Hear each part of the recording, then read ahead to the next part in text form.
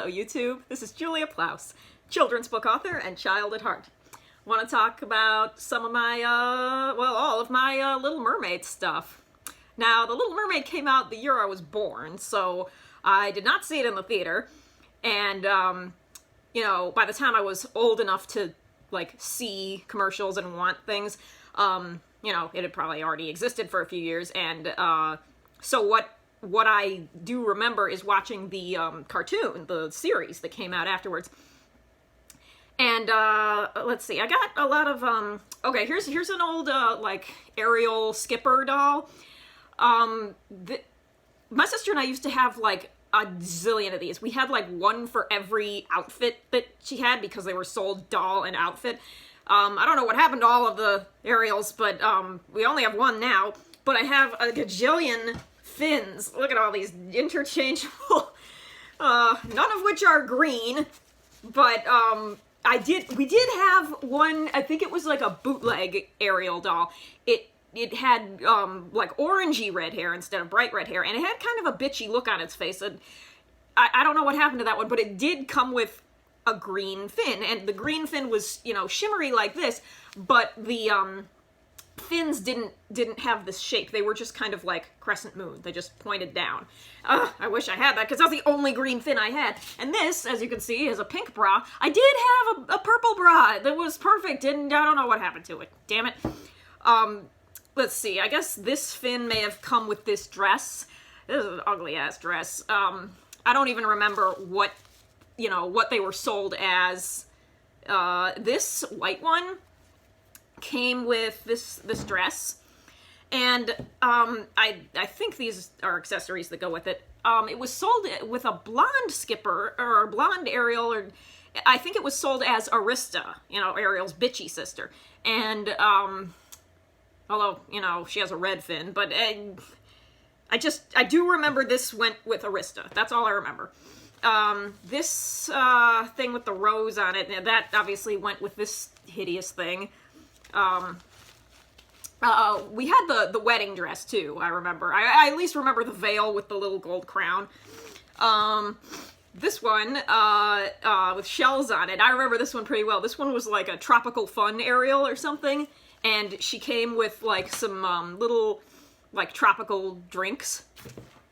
And, this Sebastian, that came with sunglasses. The sunglasses were, like, glued on, but over the years I ripped them off because I wanted to put the sunglasses on Ariel or some other doll, I don't know, so he's freaky looking, no eyes. One of these days, maybe I'll glue them back on, who cares. We got a couple, flounders. This one, obviously, you can fill with water and squirt water out, and this one's just solid. I do remember having, like, the dinner set or something, because it came with, like, it came with a silver platter, and the dome that goes over it, and here's the, Sebastian hiding under lettuce. That was always one of my favorite scenes in the movie. Let's see. I got, this was my sister's. Just this little Ariel figurine. Paint's chipping off. But, this was just something my sister would just put on her dresser. You know, as a decoration.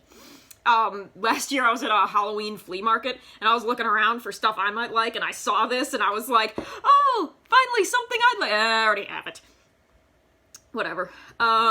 Recently I've discovered this old Ariel eraser. This one actually has been used a tiny bit, but as you can see, the image of her is chipping off.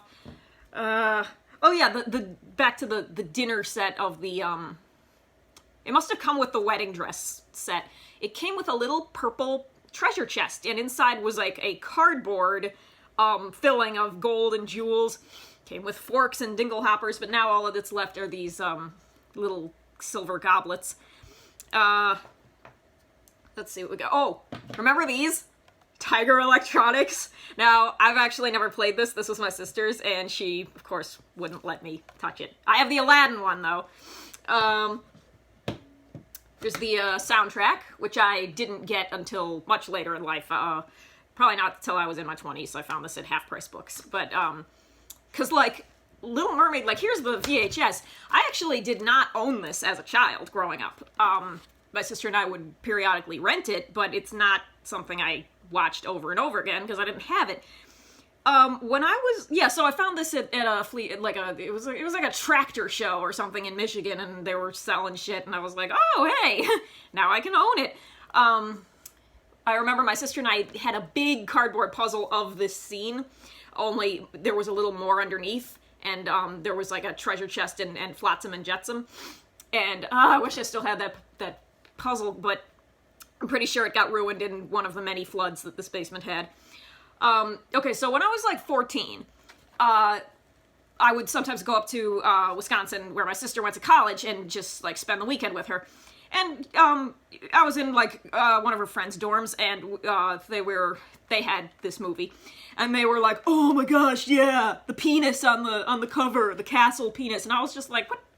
They all look like dicks. What's the big deal?" And then someone pointed out, like, no, this one, that one really looks like a penis. And I mean, I didn't know. I'd never seen an uncircumcised penis before. I'm only half Jewish, so I still didn't really get it. I'm like, okay, if you say so. Looks like an ice cream cone to me, but, you know, now I see it. I'm a little more worldly now. Now I definitely see it, and somehow that got past the editors. And of course, you know, they edited it out on the DVD, but on the VHS, you could still see the priest having a boner.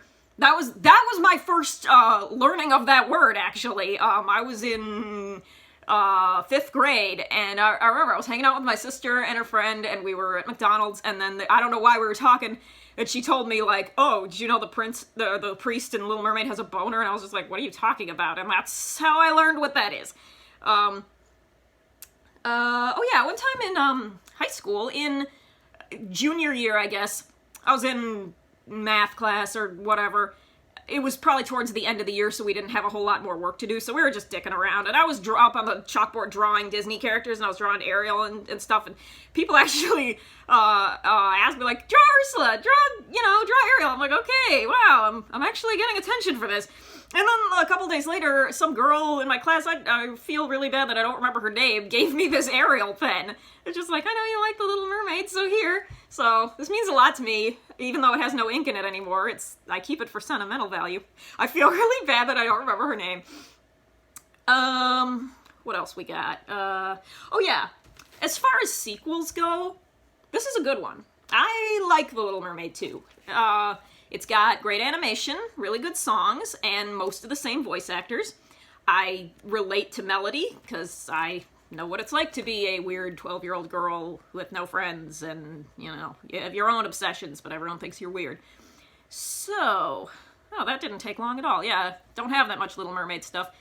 Yeah, still one of my favorites. You know. That's all for Little Mermaid stuff. Thanks for watching, and check out my other stuff. What else am I supposed to say? Like and subscribe, and check out my children's book on Amazon, The Last of the Pitbulls. Thanks.